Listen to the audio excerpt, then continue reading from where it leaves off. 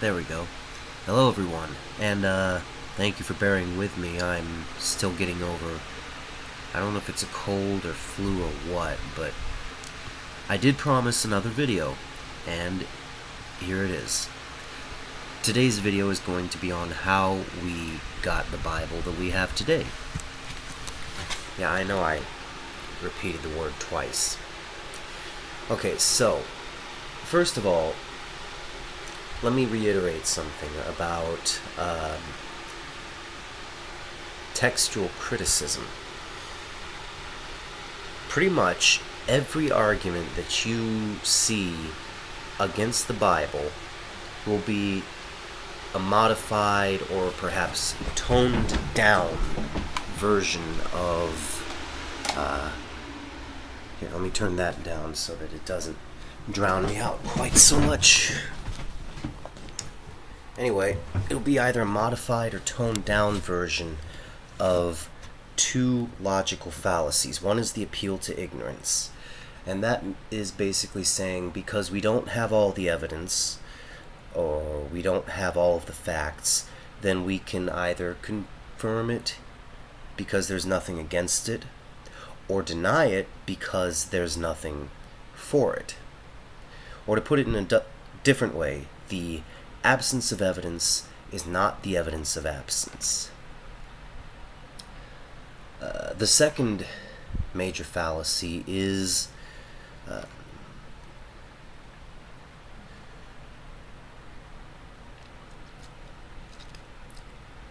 I'm going to lump a lot of the fallacies together under the heading of muddying the waters. And this is less of a straight-up fallacy itself and more of a manipulative and rhetorical tactic. Basically, the question goes, how do you really know that the evidence is what the evidence is claimed to be? And if you don't really know, then it must not be so. Hence, going back to the appeal to ignorance. But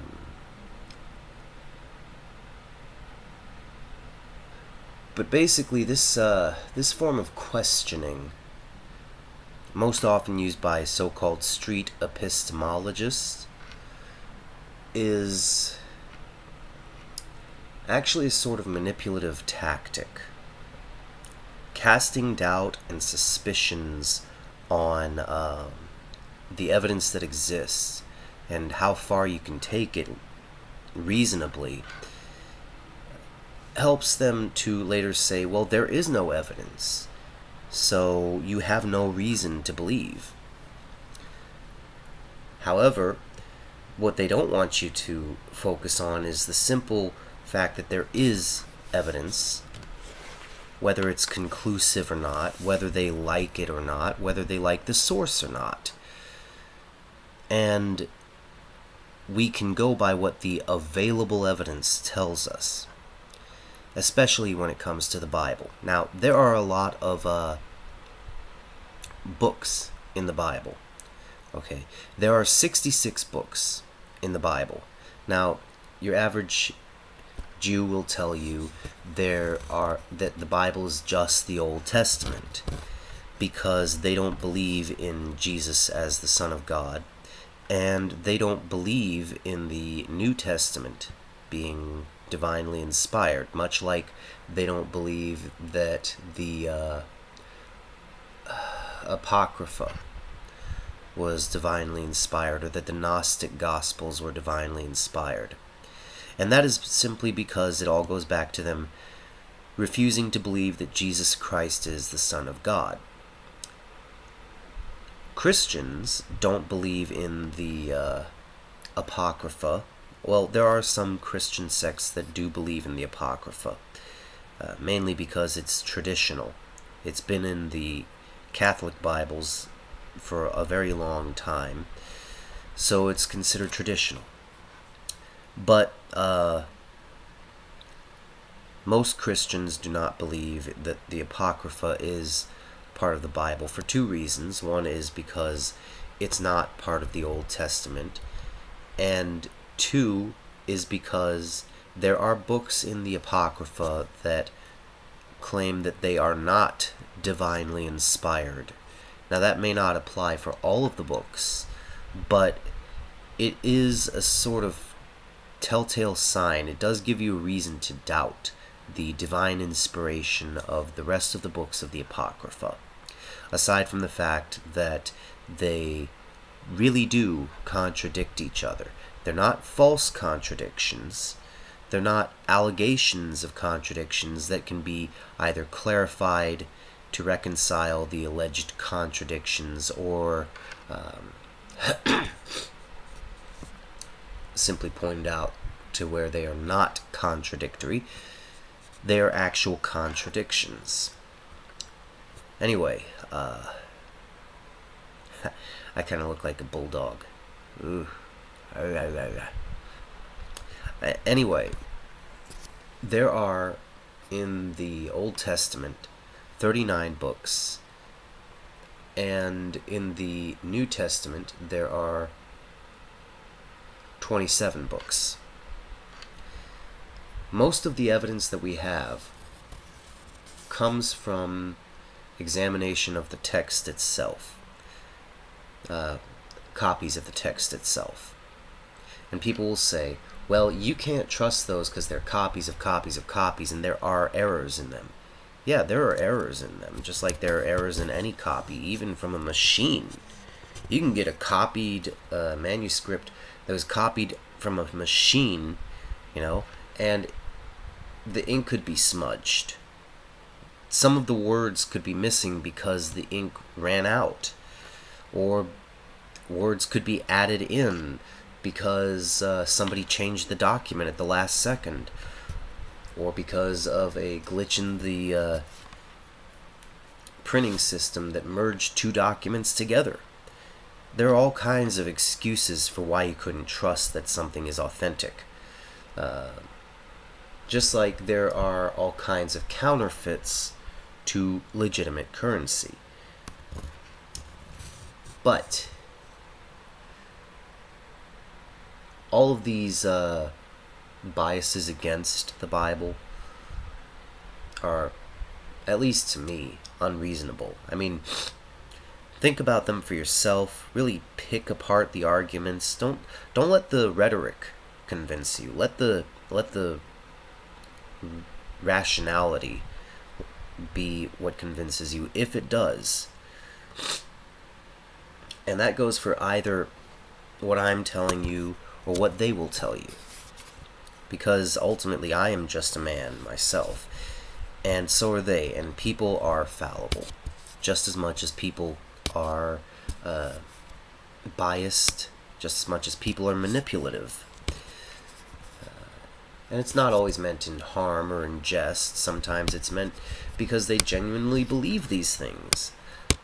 But they can still believe something genuinely and still be wrong. So don't let anyone's rhetoric get in the way of your rationality, your reasonability. And don't let them make you feel like looking for a valid reason, considering a valid reason, is rationalizing. Because there's really nothing wrong with rationalizing anyway. Anytime you look for a reasonable conclusion, anytime you consider a reasonable conclusion, it's technically rationalizing. But anyway, back to what we were talking about. What we have is an unbroken line of copies from the very most recent Bibles that were printed all the way back to the originals. There is no evidence to believe, there is no reason to believe that this line was broken at any point. We also have the linguistics of the document. There's the style of the text, there's the grammar, where applicable, there's the punctuation, there's the syntax, there's the types of words that are used, there's the meaning of those words, there's the earlier and later copies that confirm each other's texts. One thing I will say, though, is that apparently there are reasons to believe that the Sinaiticus is not the oldest biblical manuscript and is not the most reliable. I won't go into all of the reasons, but suffice it to say that that many of the pages look like they were falsely aged, and they were stolen from various resources by the guy who published the manuscript as his own finding. Anyway, and there are signs of where he got the manuscript's pages and where he got them out of. But anyway, let's get back to the point here. The Bible that we know today comes to us from way back in, so it would be the 14th or 15th century BC. The latest date is usually sometime around, or rather the earliest date is usually sometime around 1500 BC, and the latest is sometime around 1200 BC. And that's usually because even though there are no records of the specific Hebrew Exodus, or Israelite Exodus, or the Exodus of Moses, there are records of the exile of Semitic people from Egypt throughout history, especially during the Hyksos Empire, where Moses' name, because he was an adopted son of the Pharaoh's daughter, would have fit in perfectly, because the Hyksos pharaohs were all named with some version of the name Mose or Moses in their names.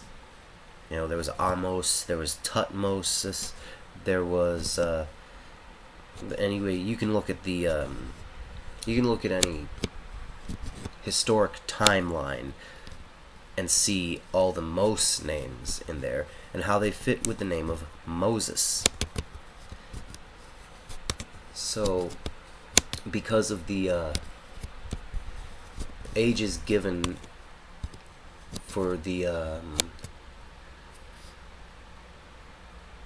exiles of Semitic people and even lepers from Egypt, some people base the date on when Moses wrote his books of the Bible on that.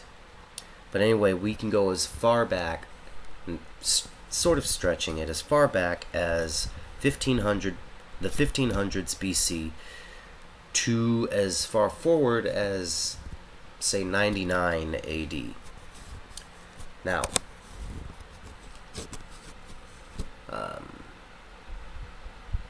I want to also point out that another major tactic of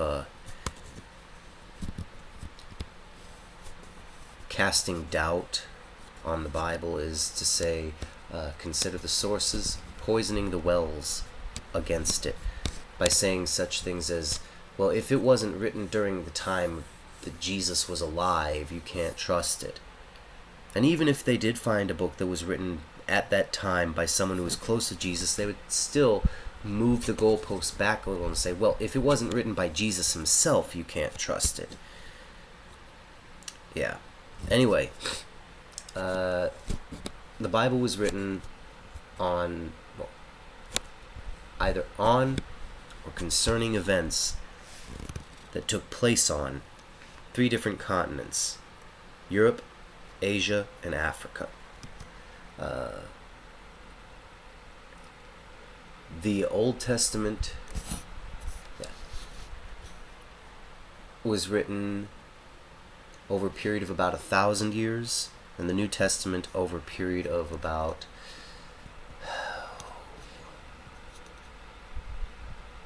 75 years. Now, of course, another source of information on the Bible that we have comes to us from the Talmud, which is basically like a theological companion to the Bible, to the Old Testament. Anyway, the Old Testament altogether is known as the Tanakh, or Torah, Nevi'im, and Ketuvim. And it's known as this because of the three main sections. The Jews acknowledge three sections, Torah, Nevi'im, and Ketuvim, which means the law, or teachings, the prophets, and the writings.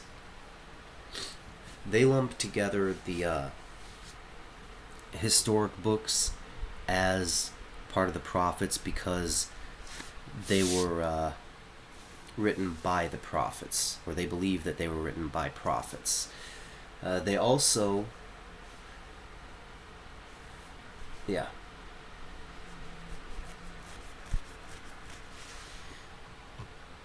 Now, in dividing up the books, their divisions are somewhat different.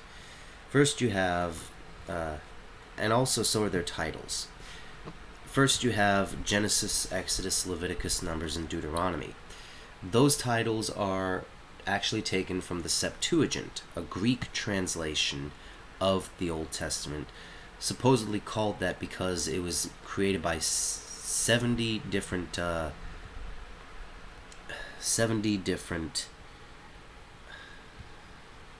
scholars, 70 different translators. So,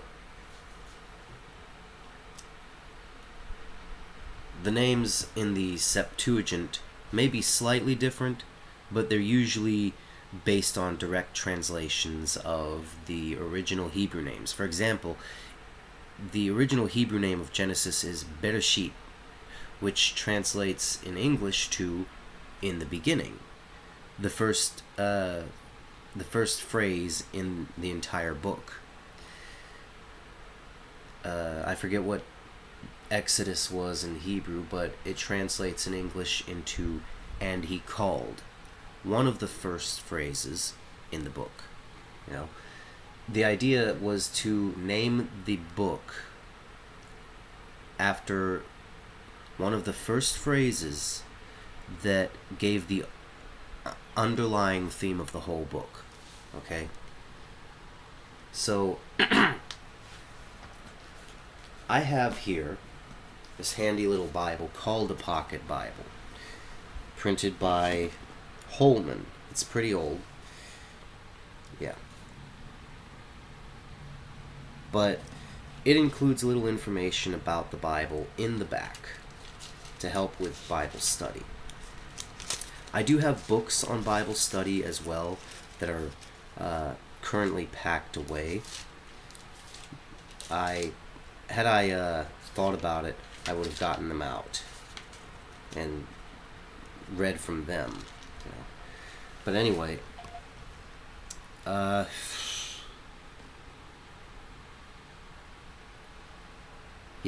400 centuries between, the 4 centuries, 400 would be a long time.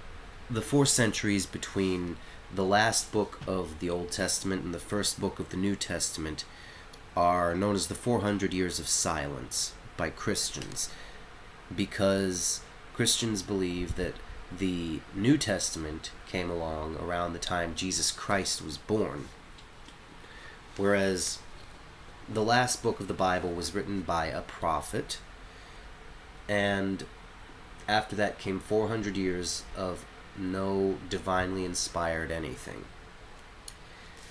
Anyway, let's get back to the first 5 books. Alright. And by the way, the name Bible actually comes from a Greek term meaning the little books.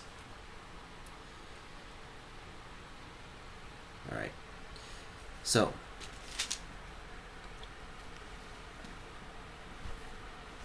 there were books and passages of books written in 3 different languages. Hebrew, which is divided up into Mosaic and Masoretic. I'll get into that in a moment.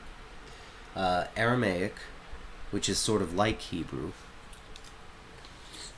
and a dialect of Greek that was called Koine Greek, known for being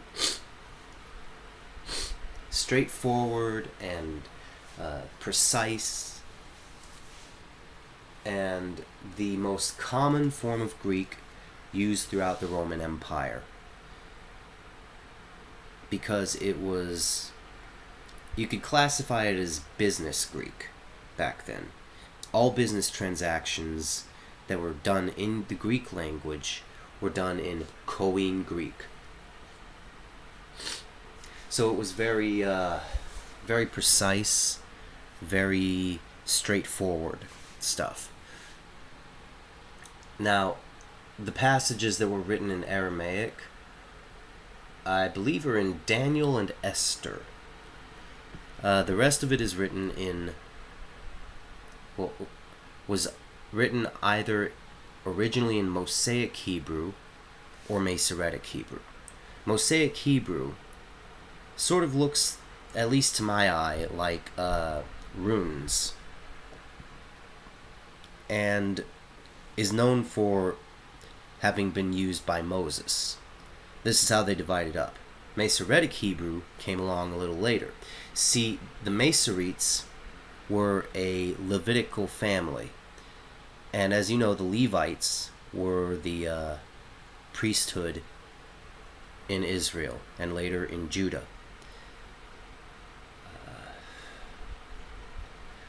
So it fell on a lot of them to handwrite the books of the Bible, and you can ask most computer coding professionals. They'll tell you that the method that was used to copy the books of the Bible, especially the Torah, is more precise than how you copy computer code.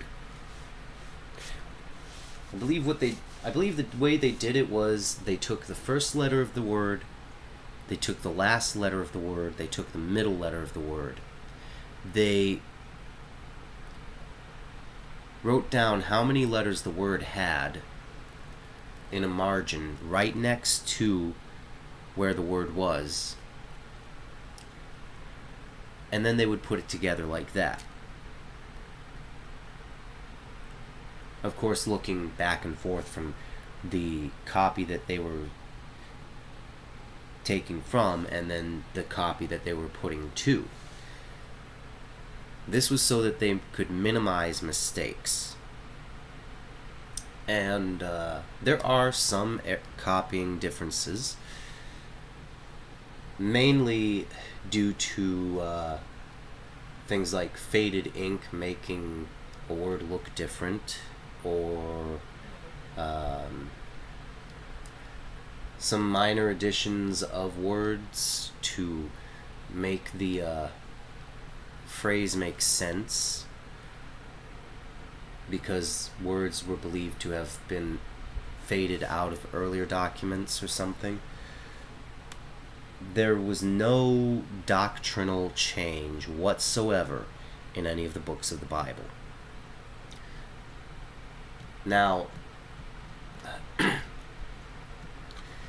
the Torah especially was a big deal for them to translate properly. In fact, they spread a sort of superstition about the improper translation of the Torah.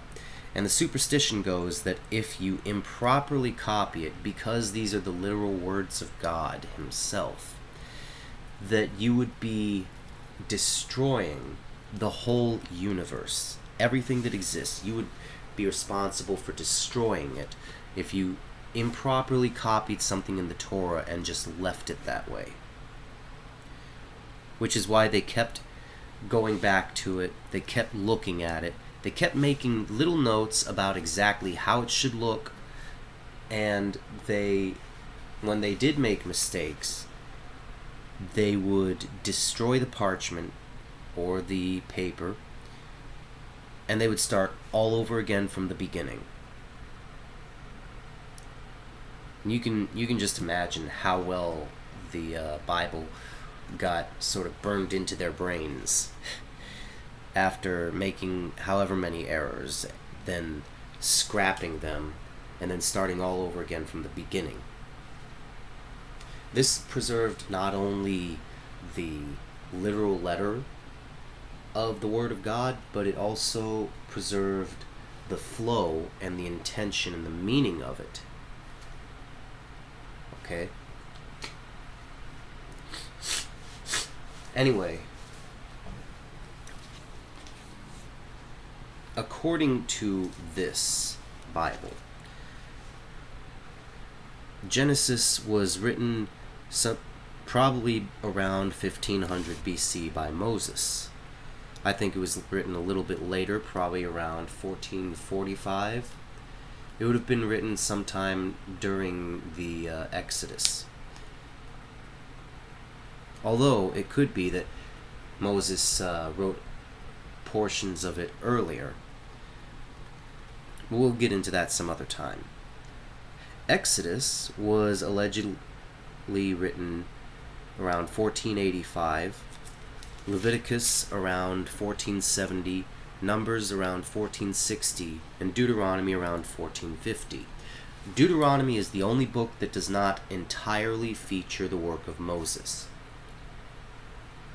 Some people will say, well, the whole book is a compilation of different texts from different authors.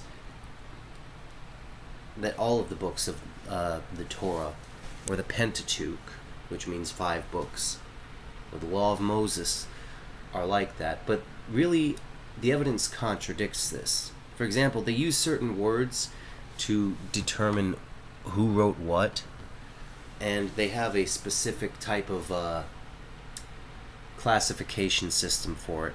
They have the Jehovah's, the Elohis. Those are the 2 different ways of seeing God. The priests, the Deuteronomists, 2 different classes of people, the Deuteronomists adding to what the priests wrote or taking out of it, the priests writing originally, and then the redactors who compiled it all together and sort of added to it and took away from it to make it all hinge together. But the problem is, the very evidence they have to support this text actually contradicts it. In some places, for example, the term Yahweh and Elohim are both used in the same passage to refer to the same being, which kind of throws their theory away. Their hypothesis goes out the window. Anyway, that was the law, the Torah. Okay, then you had the Nevi'im, which included the historic books and the books of prophecy. You had Judges, allegedly written around 1410 BC. Joshua, written around 1410 BC. Judges, which was written sometime 300 years later. Ruth is actually considered to be a part of Judges, because it takes place during the time of the book of Judges. Then you have the 2 books of Samuel, which were originally 1 book. Joshua was believed to have been written partly by Joshua and partly by an unknown author. Judges is believed to have been written by Samuel himself. Nobody knows who wrote the book of Ruth. 1st and 2nd Samuel are believed to have been written by Nathan and Jeremiah, 2 prophets, to one of whom are attributed 2 other books in the Bible, Jeremiah and Lamentations, which we'll get to in a little bit. Anyway, the 2 books of Samuel were originally 1 book.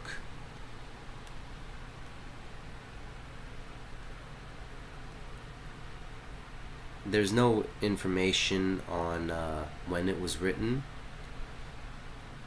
But the Book of the Kings, because this was actually originally two books, and is divided up differently from how it was divided up originally. See, the two books were originally called the Book of the Kings of Israel and the Book of the Kings of Judah. These two books are divided up more chronologically and take place over a period of about 425 years. And it is believed that they were written by Jeremiah. Anyway, these books are divided up more along a historic timeline rather than specifically the kings of Israel and the kings of Judah. Then you have the two books of the Chronicles, which were originally also two books and have been divided up differently as well to fit a chronological timeline.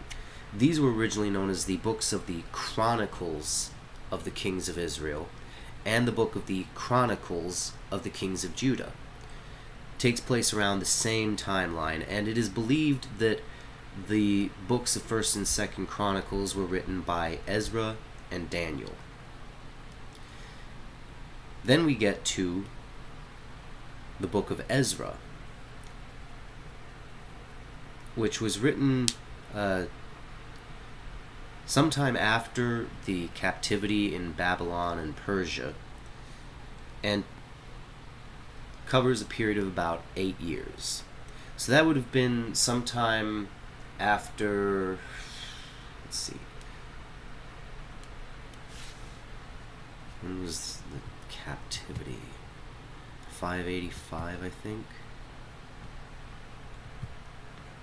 It would have been written sometime around 500 BC, maybe 490 something. Anyway, the author is believed to be Ezra and is specifically known as a historian and a reformer. He was part of an attempt at reforming the culture of Judah. You know,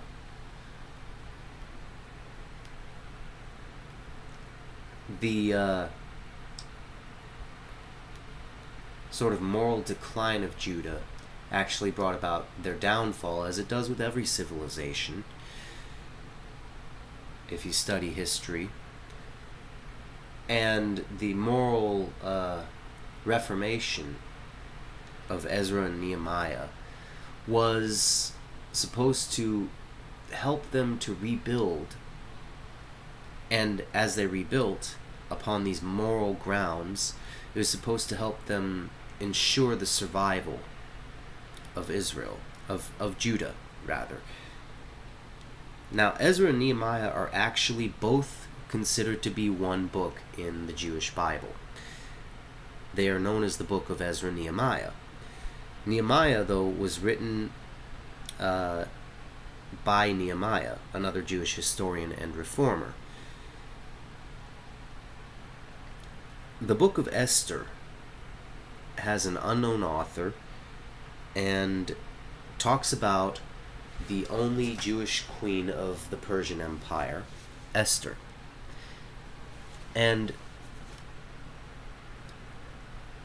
there are so many archaeological findings that help to confirm parts of the Bible that can be confirmed and help to strengthen our reason to believe that the rest of the Bible, whether there's evidence for that or not, can be just as easily trusted, especially since it all hinges together on the same grounds.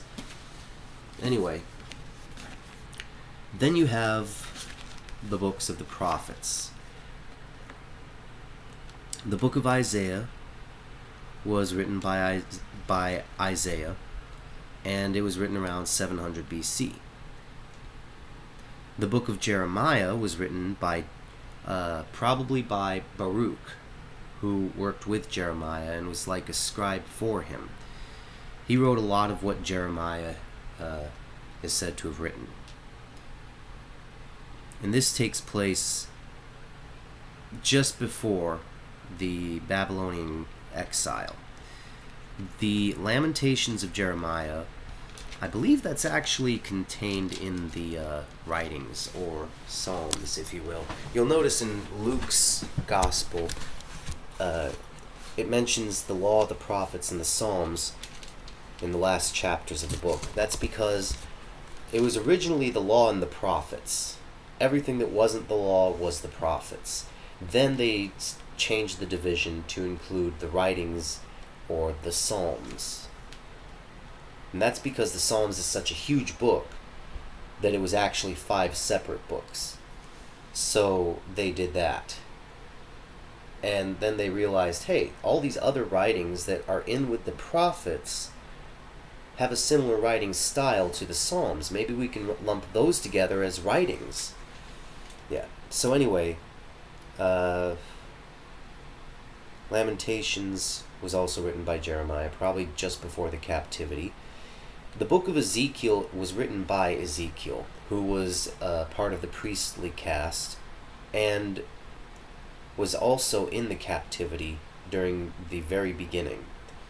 The book of Daniel is half history and half prophecy, and there's no telling who actually wrote it, who wrote the whole thing, but at the very least we can say that Daniel wrote the prophecies of the book. And at the most we can say he wrote the whole thing.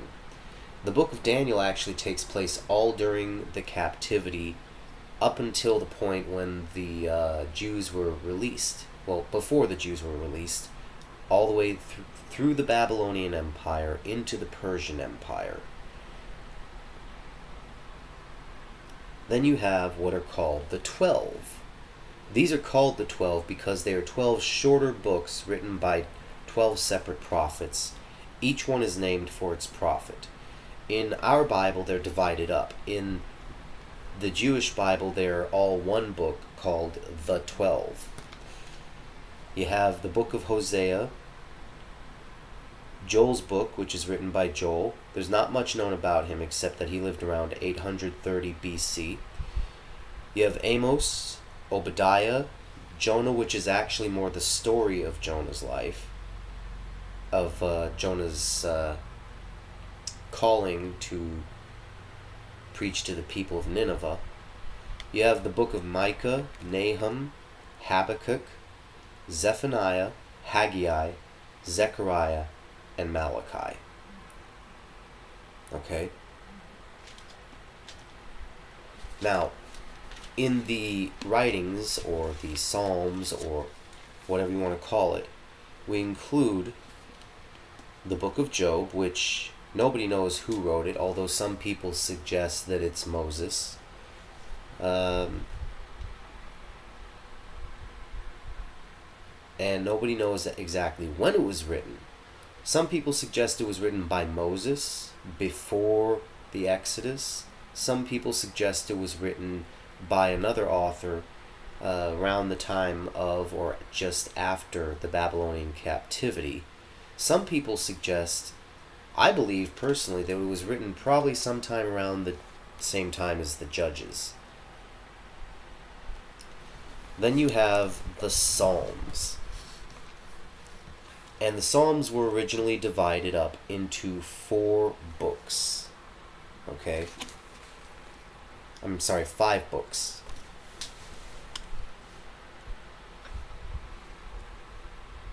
And these are a collection of poems. They are a collection of psalms, which can be poems, or they can be songs, or they can be just prose in general.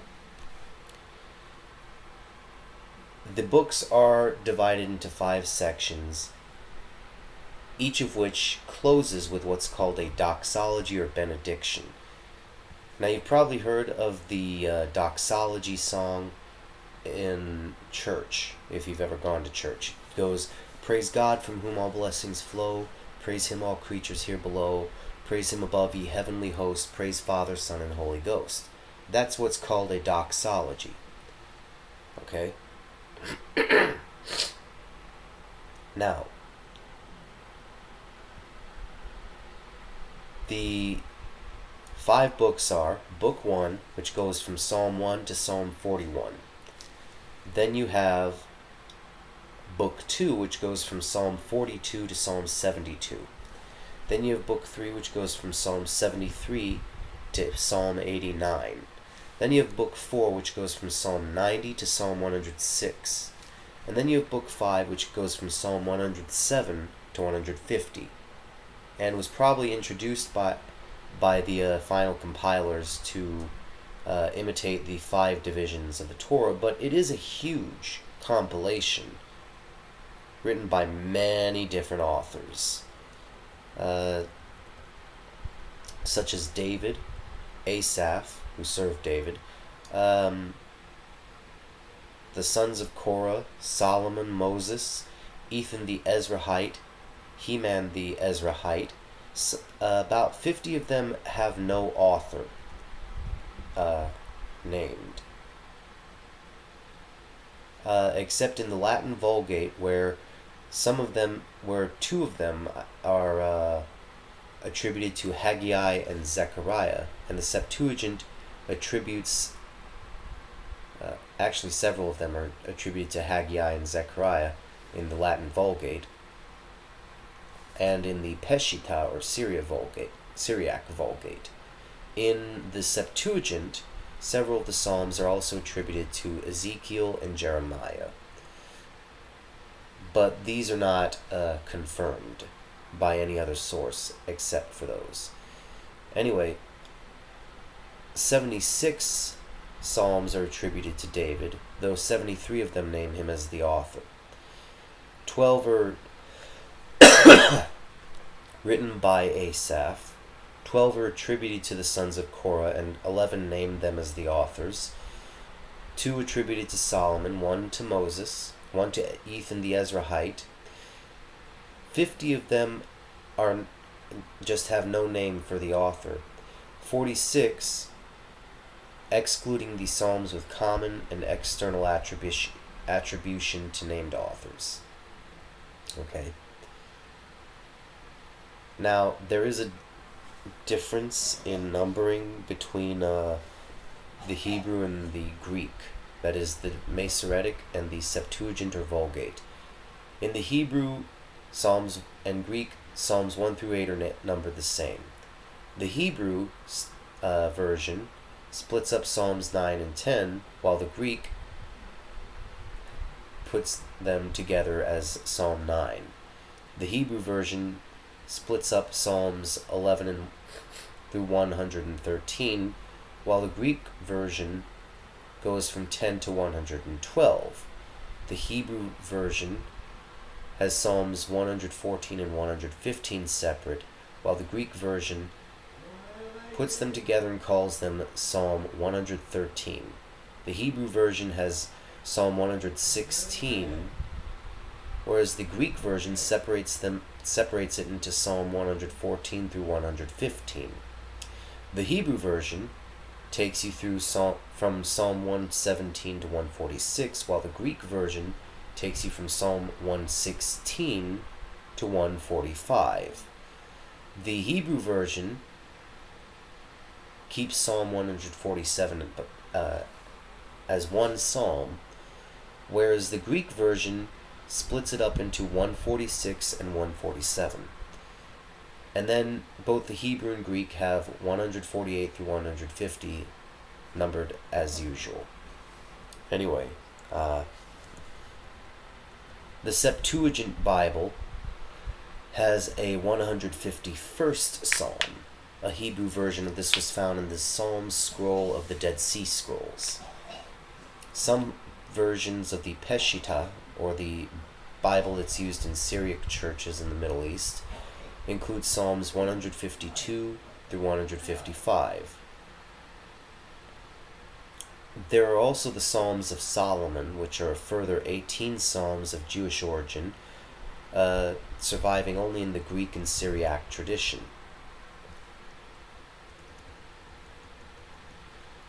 But anyway, that's about the Psalms, and it takes place going all the way back to Moses and all the way forward to the end of the captivity.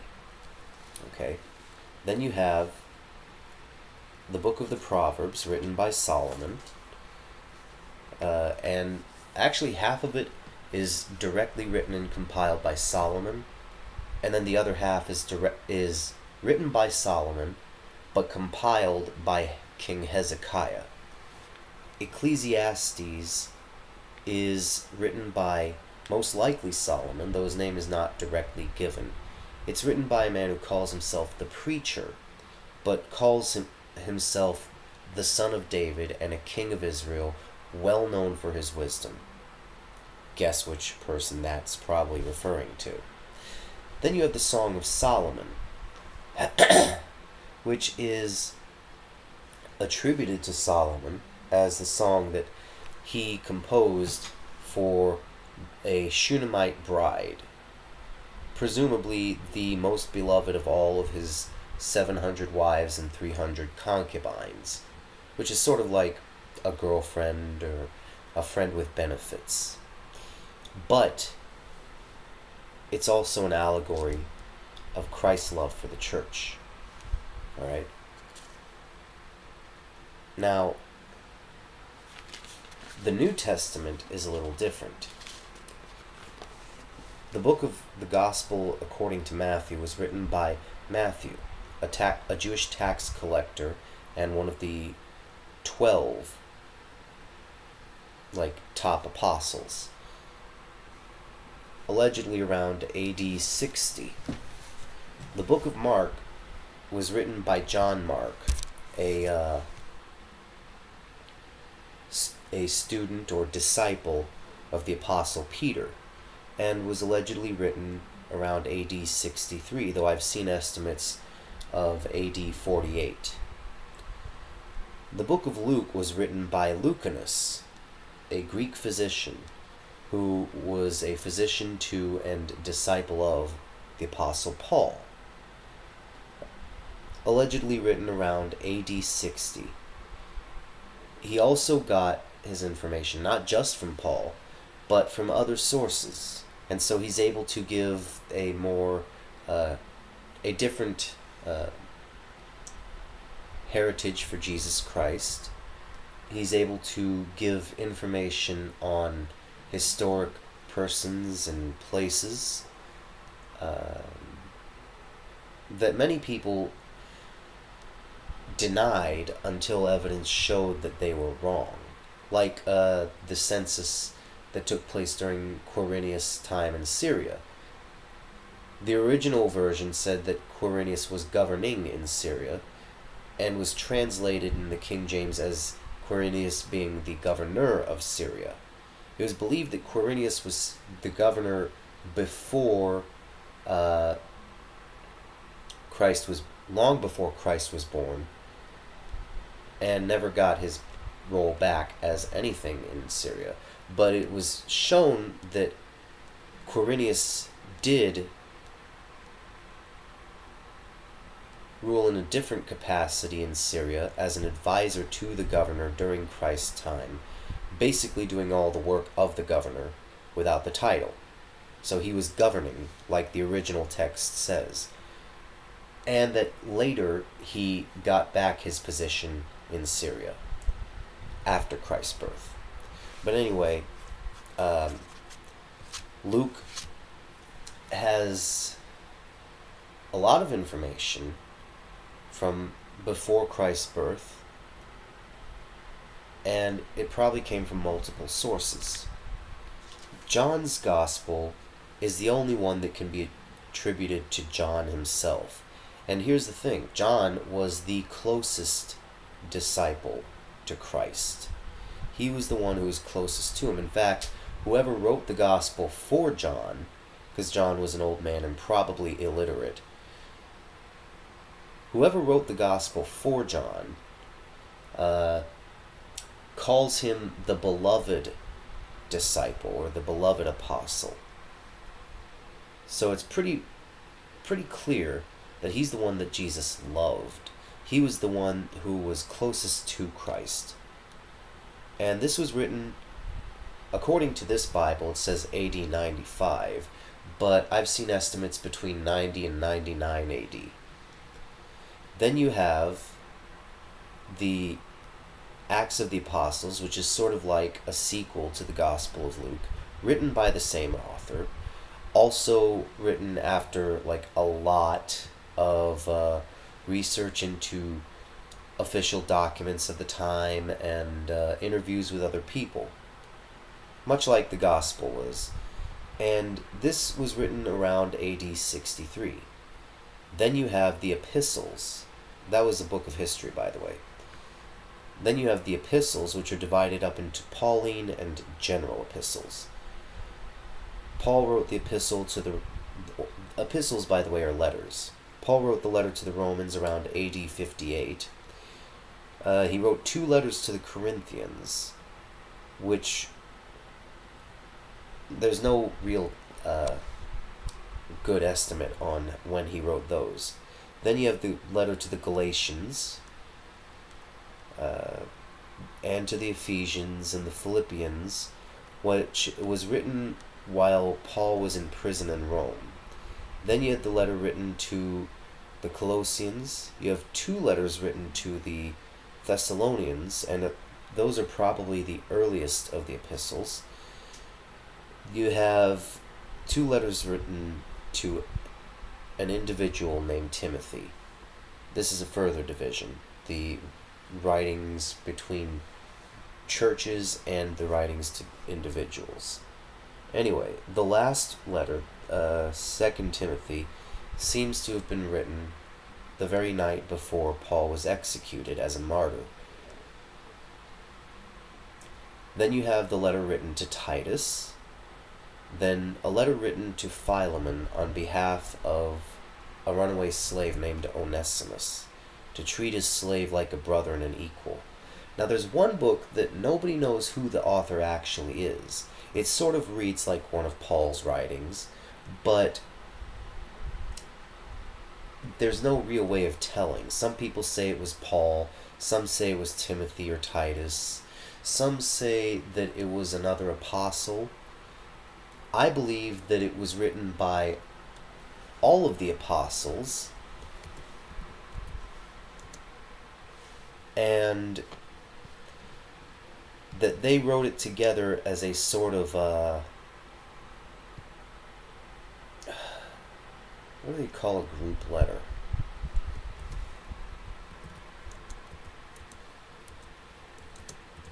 Anyway, as a sort of corporate letter, which I'm using in the term of a group,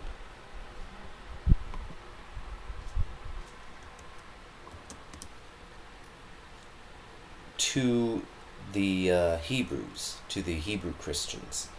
Then you have the general epistles, which were written by other apostles or disciples. For example, the Epistle of James was not actually written by the Apostle James. It was written by someone known as James the Less, who was the half-brother of Jesus Christ, and became a disciple only after the death of Christ. Then you have 2 books written by Peter. I believe it's 2 Peter, in which Peter writes to confirm the writings of Paul as being true, as being worthy of study and of obeying. Then you have 3 books or letters written by whoever was helping John write the Gospel of John. And then you have the book of Jude. Now, some people believe that this is one of Christ's brothers. Others believe that it's the Apostle Jude. And then finally you have the Revelation, the book of prophecy in the New Testament, written by the same one who wrote the Gospel of John, and written as John's words. This was allegedly written between AD 90 and 99, just before John died of old age. Now see, in the Christian Bible, the full Bible, I'm sorry, I love my Jewish friends, but the Christian Bible is the full Bible. Anyway, in the Christian Bible, the divisions are a little different. Okay? For example, in the Old Testament, we divide it up into the law, or the Pentateuch. Then we have the history, which are the part of the prophets that specifically just deals with history. Then we have the poetry, or the prose, or the writings. And then we have the prophecy. The prophecy is including Lamentations, the Lamentations of Jeremiah. Then you have some Christian sects that add the Apocrypha, or the Deuterocanonical, or pseudepigraphal books. However you want to put it.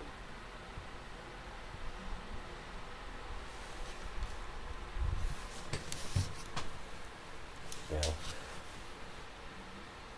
And the way the books are divided up is also different. I got into that a little bit as we were talking about the books of the Old Testament.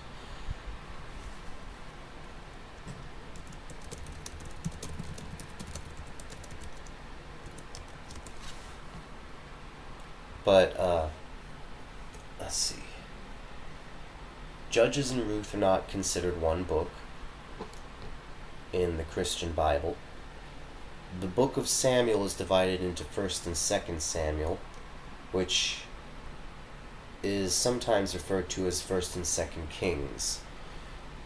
The book of the Kings is divided up chronologically into 1st and 2nd Kings. So you have the book of the Kings of Israel combined with the book of the Kings of Judah, and then split up chronologically.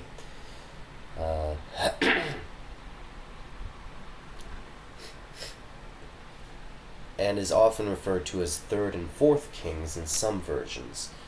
Then you have the books of the Chronicles of the Kings of Israel and Judah, sort of mashed together again, mixed up into one book,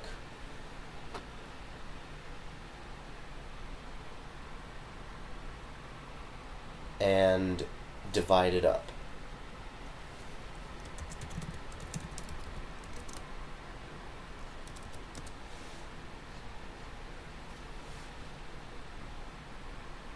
Chronologically again. Obviously, the books of the Chronicles are written by a different, from a different emphasis from the books of the Kings. The books of the Kings are written more from a historical perspective.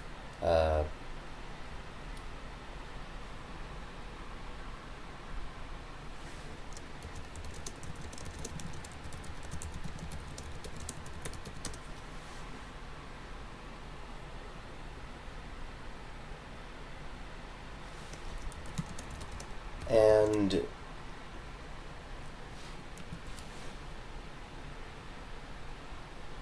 the books of the Chronicles are sort of written from a priestly perspective. Anyway, that is a general overview of the books of the Bible that I hope covers pretty much all the basics. In the next video on the topic, we'll be covering what is actually in the books, sort of going through the chapters and everything. I had intended to cover more, but I've already gone near an hour with this, so next time we'll get more in depth with it. I'll talk about how we get the chapters and verses, how